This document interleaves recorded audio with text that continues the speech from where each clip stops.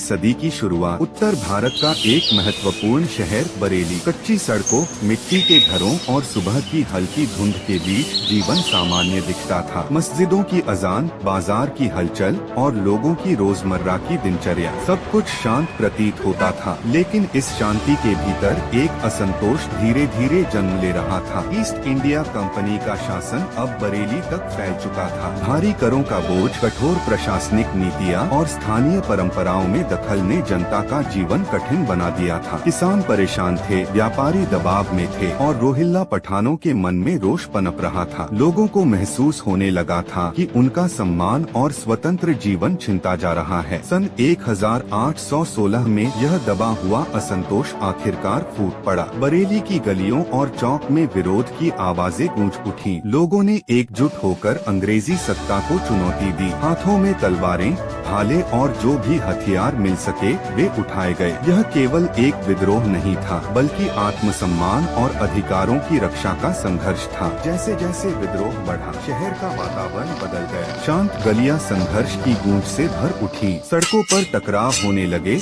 अफरा तफरी मच गई। लेकिन इस संघर्ष में शक्ति का संतुलन बराबर नहीं था। एक ओर संगठित और आधुनिक हथियारों से लैस ईस्ट इंडिया कंपनी की सेना थी और दूसरी ओर सीमित संसाधनों के बावजूद साहस से भरे विद्रोही। अंततः अंग्रेजी शासन ने कठोर कार्रवाई की। विद्रोह को बेरहमी से दबा दिया गया। कई लोग मारे गए, कई गिरफ्तार हुए और बरेली पर फिर से कंपनी का नियंत्रण स्थापित हो गया। शहर में शांति तो लौटी, लेकिन वह शांति भय और पीड़ा से भरी हुई थी। फिर भी 1816 का बरेली विद्रोह इतिहास में एक महत्वपूर्ण स्थान रखता है। यह उस भावना का प्रतीक था जो आगे चलकर बड़े स्वतंत्रता संग्रामों की प्रेरणा बनी। इसने दिखा दिया कि अन्याय के विरुद्ध आवाज उठाने की हिम्मत इस धरती के लोगों में हमेशा जीवित रही है। इतिहास गवाह है, हर छोटा विद्रोह आजादी की राह का एक बड़ा